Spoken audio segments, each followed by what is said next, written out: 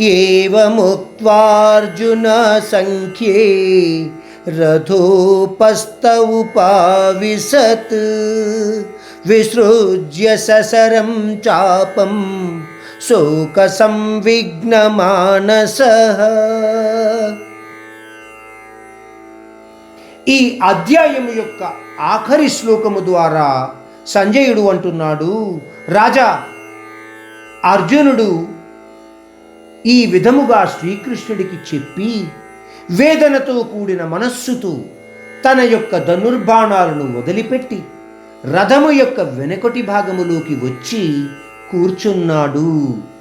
అంటే నేను యుద్ధము చెయ్యను అని చెప్పిన తరువాత అర్జునుడు తన యొక్క రథము నుంచి కిందకు దిగి ఆ రథము యొక్క వెనుకటి భాగములో కూర్చుండిపోయినాడు. అంటే శోకగ్రస్తుడై ఉన్నాడు.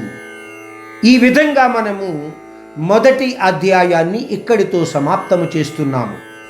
ఓం తత్సదితి శ్రీమద్భగవద్గీతాసు ఉపనిషత్సు బ్రహ్మ విద్యాయాం యోగశాస్త్రే శ్రీకృష్ణార్జున సంవాదే అర్జున విషాదయోగో నామ ప్రథమోऽధ్యాయః.